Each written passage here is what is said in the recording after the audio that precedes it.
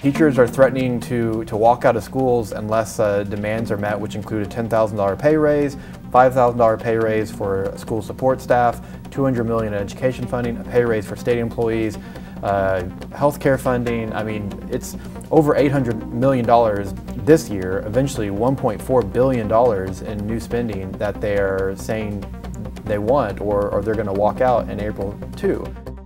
By the passage of these different measures that we've passed this week, we will now be able to be second in the region in teacher pay, give our teachers, beginning teachers, a little bit over a $6,100 pay increase. This week the legislature passed, pretty historic when you think about the political landscape, a series of tax increases that would fund a $6,000 teacher pay raise. It would increase public school funding in terms of just a general funding by about $18 million, so well short of the $200 million in public school funding that the OEA was asking for. I think Monday's walkout is really about making them fix that hole so that they're keeping their promise they made just 24 hours ago, but also saying we can do more for our students. This was never just about teacher pay, and they've left money on the table. And today, we're here to say enough is enough. For 2 weeks in April, tens of thousands of educators and their supporters filled the state capitol grounds as the teacher walkout shut down schools and lawmakers were confronted with an embattled education community that was demanding change. Teachers want a pay raise and some additional school funding, but many left feeling there was still unfinished business. Today, those teachers are back in their home districts, preparing for a new school year, which will be the first since the walkout. The historic demonstration promises to impact a generation of students, and many believe it made some things better for local schools. But the walkout also put a spotlight on challenges that remain in schools across the state. It changed the role of teachers and sent a jolt through Oklahoma's political landscape.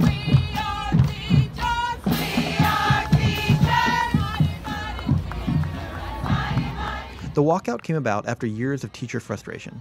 Teacher pay raises had been attempted on state ballots and in the legislature to no avail. Rallies had been held at the Capitol, and teachers had run for office. After years of feeling ignored, Oklahoma educators walked off the job and gathered at the state capitol. We had been working so hard getting community and parents to understand the funding issues for schools the last couple of years. And then we had a great coalition of partners that were standing with us, telling why we needed funding for education. And so it was really a whirlwind. I think that that we knew that we were going to have to take some sort of a job action.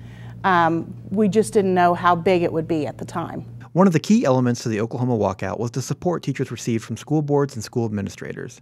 Many school boards voted to close school during the walkout, which allowed teachers to rally without risking their jobs or jeopardizing attendance records. We support all measures taken by our classroom teachers to demand the necessary funding for a meaningful teacher pay raise and education funding. We had been working really well with local superintendents and local school board leaders. Nobody knows better than a superintendent what the funding cuts have done to their school system. And so we would all be working on the same side of that rope, on a tug of war to try and get funding for our students. And so we were always hopeful that as many would sign on to the resolution to support and to let school out. We were always hopeful that a lot would. And then when the numbers came in that it was about 75% of our student population and our teacher population, that's overwhelming support, that we know that we're all on the same side and we're all going to be united in making sure that our students get what they deserve. Our state leaders have to act because our kids deserve better than what they have been getting. You know, the state has cut education funding by 28% in the last decade, and it is starving the schools of being able to keep great teachers in the classroom. For 2 weeks, tens of thousands of teachers pressed state lawmakers to significantly increase state funding for public schools. The legislature approved a few small measures, but never the type of increase educators were seeking.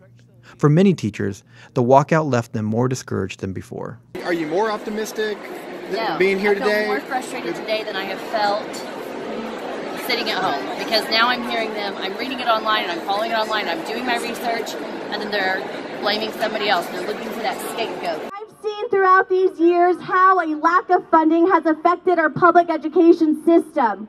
3 years ago, we lost our art teacher because the allocation was removed. We lost our dear librarian assistant because there wasn't enough money. By the end of the second week, the teachers union said it was time to end the walkout, claiming they had won as much as they could, even though the legislature failed to deliver the type of school funding boost they had sought.